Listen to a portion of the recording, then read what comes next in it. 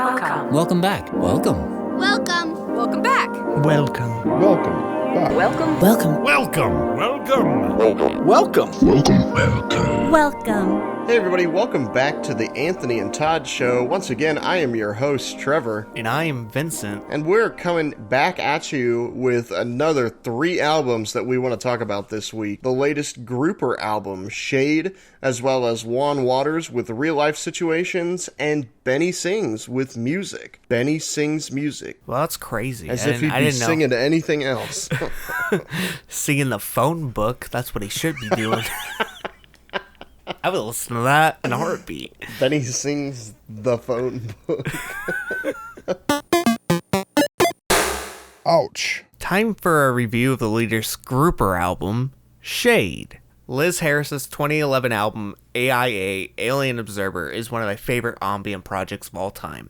It comes close to topping Brian Eno's Ambient 1, Music for Airports, and that album essentially birthed the genre of ambient music. AIA, Alien Observer, is one of the closest things to feeling like you're lost in space. Her addition of elements such as dream and bedroom pop fill out the world and make the empty abyss of space feel populated. Old McDonald's 2011 album, E-I-E-I-O.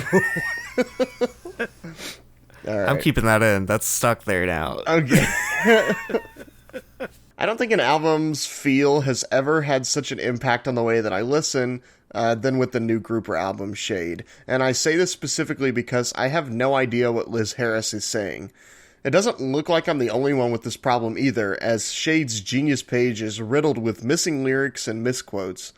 Fans don't seem to mind, and I don't necessarily either, because ultimately it's Harris's use of the human voice as an instrument alone that draws me to this release in the first place. While Shade is more of a bedroom pop album, it still holds that root and flow of ambient music. This thing flows through its 35-minute runtime with ease, making you lose all concept of time because you're entranced in the intimacy and emotion of Liz's performance. Followed the Ocean is a great example of this. The depth of Harris's voice carries over the sea of static, feeling like you're connected to her in some way even though she's so distant in the mix. Shade truly takes the term bedroom pop to a new level. Every recording sounds glitchy and staticky with a lot of reverb in the background. Liz Harris sounds like she's standing 20 feet from her built-in laptop mic.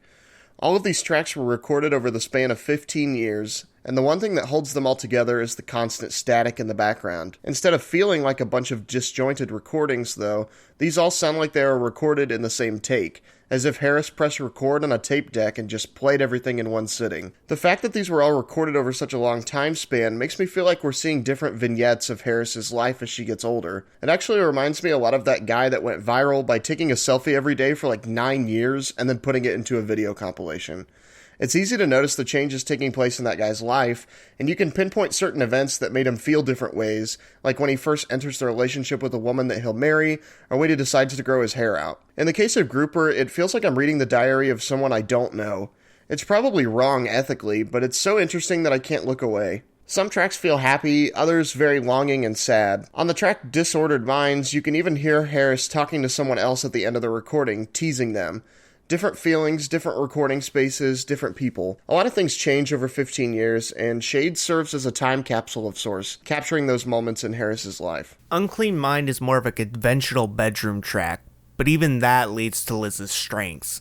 The ethereal tone of her voice complements the simplicity of the song. The song is 4 minutes of pretty much the same thing, and with other bedroom artists, I wouldn't survive that type of track. But how it's presented in the album, the richness and lo-fi tone, and the compelling vocals lead to it being a completely stacked track. Odes to the Blue and Pale Interior feel like Harris is buried under the weight of a guitar. While the distance prevents you from making out everything she says, you still understand her because the reflection in her voice is still there. And the guitar being loud in the mix leads it to being more emotional, as it feels like she's almost put in the shadow of the track. Her physical distance in the mix leads to an emotional distance that comes out while she's hidden in the shade. That's kinda a connection I made out of this whole album, an artist residing in the background of their own work.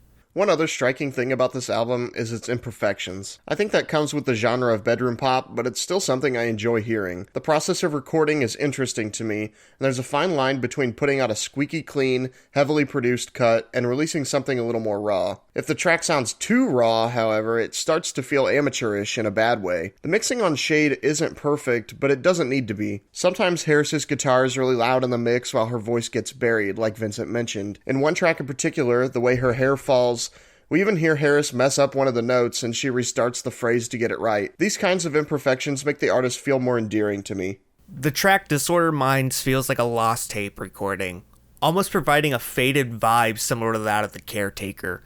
A quiet pop song lost in translation due to sound quality and mixing, all leading to this loud blur of a peak which feels shoegaze-like.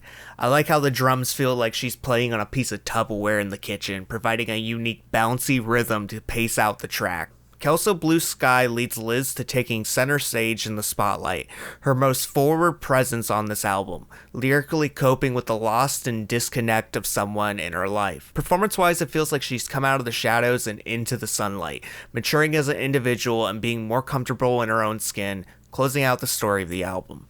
I think it bothered me on my first listen that I couldn't really understand what Harris was saying, but in the grand scheme, it doesn't really matter. I can enjoy the melodies and sentiments without really knowing what's going on. I liken it to watching someone through a window. The glass blocks some of the sound, and you might not be able to hear exactly what the person is saying, but you can determine how they're feeling through other means, such as body language, tone of voice, and inflection.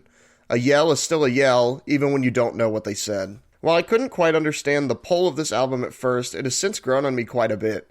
The project flows extremely well, and by the time I breeze through the runtime, I'm ready to crack open the diary again immediately to listen to find new parts of each track to appreciate. Yay! Here's our thoughts on the latest Juan Wauters record, Real Life Situations.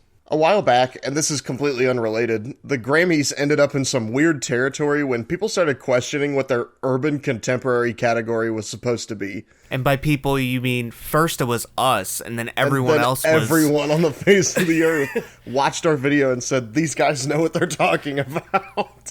No, but it was kind of erotic because we started talking about it, and I think a year or two later was the Tyler thing.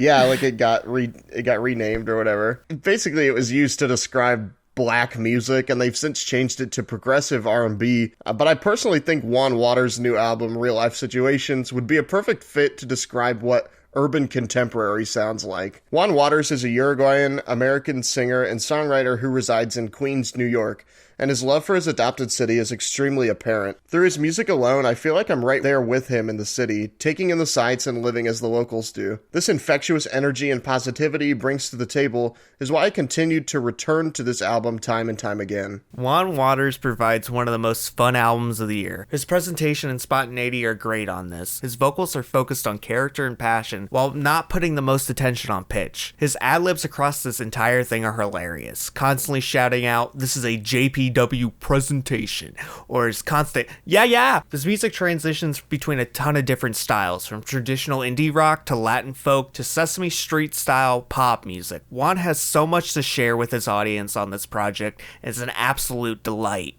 Never sticking with an idea or one style for too long before moving on to something new. The main theme of Real Life Situations is the radio. It's not the first time something like this has been done, and it surely won't be the last. But I think Juan's perspective on the radio specifically is what makes this approach stand apart from the rest of the pack. There's a passage in the Beastie Boys book that comes to mind when I listen to this album. It talks about the electricity of radio throughout New York City, and how you could be walking down the street and essentially listen to an entire song through other people's radios, whether those be car stereos, store radios, or boom boxes from strangers. The power of radio is understated nowadays, and it's lost some of its power, but Juan calls back to a time when radio was everything. As he states in his description of the album, Real Life Situations spans genres, narrators, languages, and perspectives with the ease of spinning a dial. Through taking a radio approach, Juan doesn't paint himself into a box and is able to experiment throughout pop, folk, hip-hop, and rock music with a kind of fluidity that a lot of other projects just can't pull off. While style goes a long way, the actual music isn't slacking at all either. Juan has a real knack for writing catchy songs and getting the right collaborating artists to help him capture his vision. The opening Monsoon features lo-fi R&B production from Homeshake, who provides those cheap, cold, plastic beach-like synths that provide character in the atmosphere that match with the character of Juan's voice, and the added pitch vocals that are included. Then presentation with Nick Hakim and Benjamin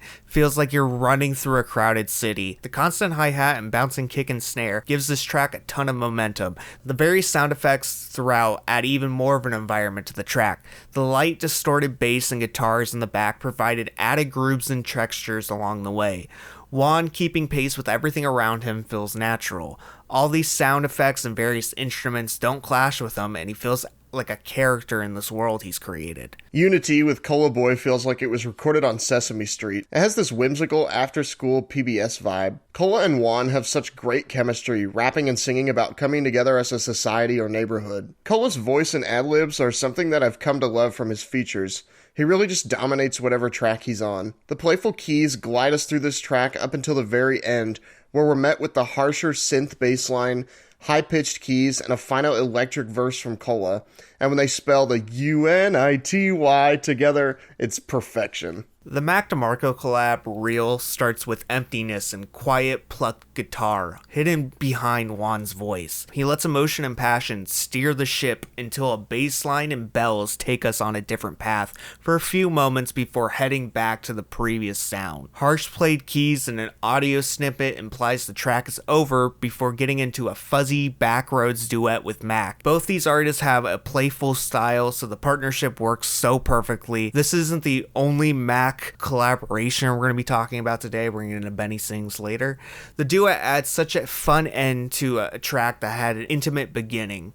Some of my personal favorite tracks are the ones where Juan sings in Spanish. Juan really didn't sacrifice any part of himself on this project, and his voice sounds especially smooth on these tracks in particular. It emphasizes the beauty of the language well. Tracks like Carmina Pensa and Acordes feel like grassroots Latin folk songs, as if Juan is just sitting with his friends and family, making music for the sake of making music and enjoying the company. And truthfully, that's the essence of it all. I also really like the JPW theme song that appears a little later, in the style of a fun little local commercial jingle, advertising himself and the album that you're already listening to. Lying Down is a quaint indie folk track that feels like it could have been on the soundtrack for Napoleon Dynamite. Faint guitar with even fainter vocals on top with light taps percussion that I can only assume are congas. Juan and Airwaves work so well that it's hard to notice Juan, which could be a detriment to the track, but like most other ideas, it isn't around for long, and then we move to the next idea. The final actual track, Powder, is Juan telling someone that they don't need makeup to be accepted.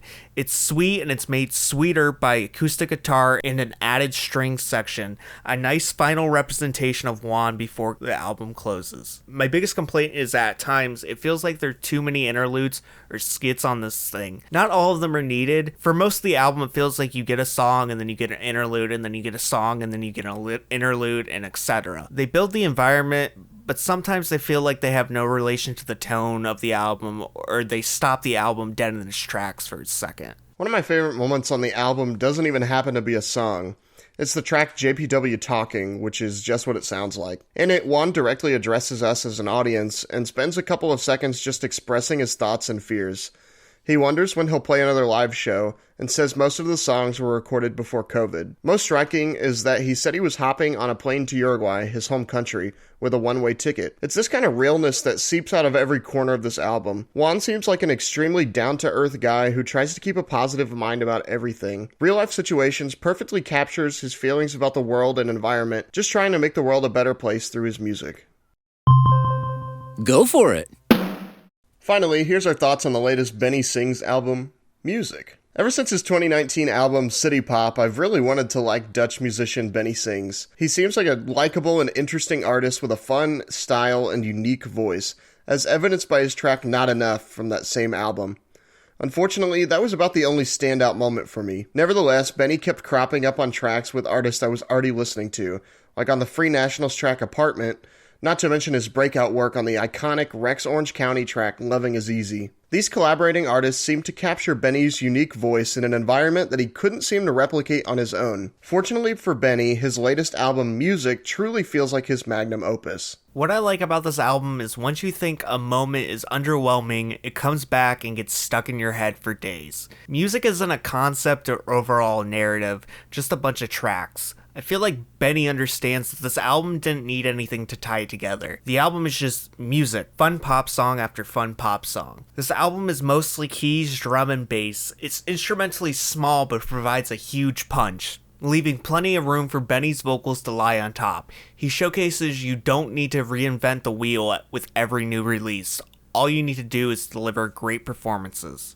Music takes the term blue-eyed soul to a whole new level. Benny creates such lush vocal harmonies with his signature layering effects over these pounding keys. I've heard some people say that Benny's voice is annoying, but I personally find his tone endearing. He glides over the top of these instrumentals and his voice is so smooth. Every song sounds like a walk in the park, even when he's singing about heartbreak, rejection, and loneliness. I think this juxtaposition is what makes the record so interesting and keeps you on your toes. Sad music done happy is not a new concept, but Benny makes it work for him really well. At times this album is the happiest form of melancholy. Benny lyrically lingering in the shadows while the instrumentation is the complete opposite. Sunny Afternoon sounds like a happy-go-lucky track with light warped keys and subtle bass line, but over top Benny explains while everything may be sunny, it's the person he's missing that truly makes the day enjoyable. One of my favorite parts of this record is how easily Benny can switch up his style. For example, Kids, featuring the somewhat left field feature Kyle, exchanges that soulful feel for a more synth-pop inspired track. I haven't heard Kyle do anything since his late 2016 hit single I Spy with Lil Yachty, but I'm impressed with the fun lyrics about young love and the energy he brings to the track.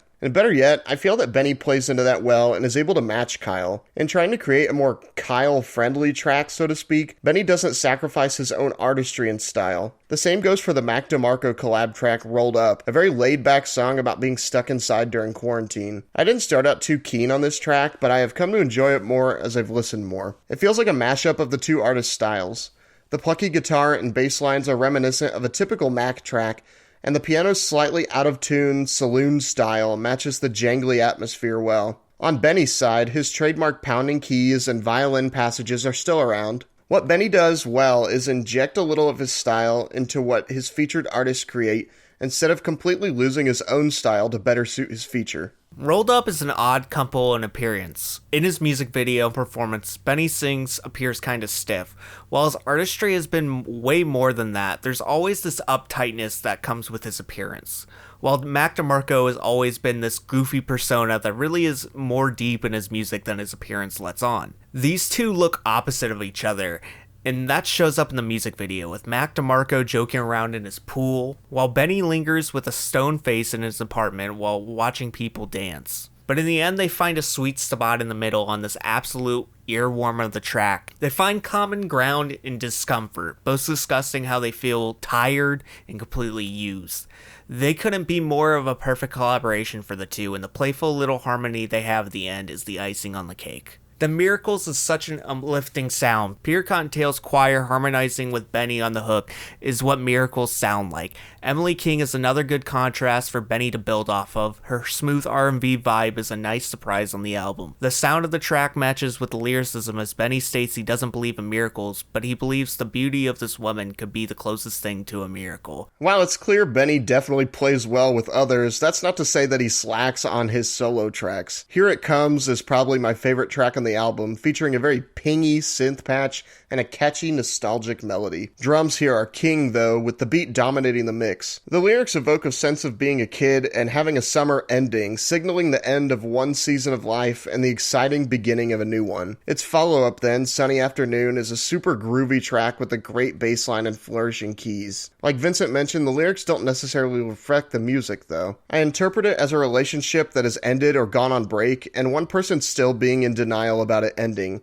expecting the other person to come back any second now to enjoy the days with them. I think it perfectly sums up a lot of the songs on Music. Melancholy lyrics with an upbeat melody. There's always just a tinge of sadness in Benny's lyrics that make him seem more human. The closing track Music is such a pleasant outro to this album. Benny sings that music can help him through anything, specifically mentioning a breakup. Benny pleading on how he mourns with music on the hook is such a nice touch. The little different switch up of vocals is nice and provides importance to the track.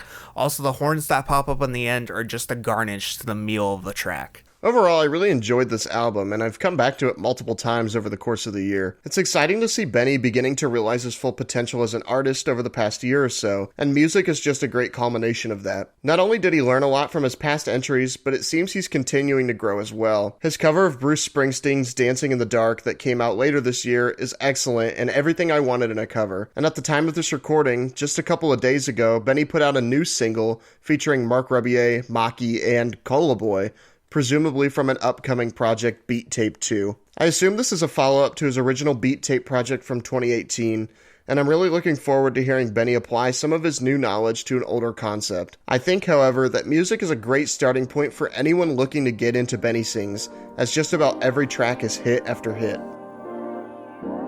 Well, that about wraps it up for another great, very special episode of the Anthony and Todd Show. And if you want to follow the Anthony and Todd Show on social media, you can find us on Twitter, Instagram, and Facebook at Anthony and Todd. You can find me on Twitter at The Vincent Short. You can find Trevor on Twitter at Alistair McCallis. I have a new album out, Layer Effects, Songs to Inspire Creativity, out right now on Apple Music, Tidal, Spotify, and Amazon Music. I'm feeling real creative. Feeling real creative. It really worked. It really worked. Just went to IKEA. I'm feeling really creative. Yeah, that's how creative I'm feeling. I went to IKEA. That is the most creative thing you can do with one's life, because all the furniture is weird shapes. Gotta read abstract. A bunch of different languages to put it together.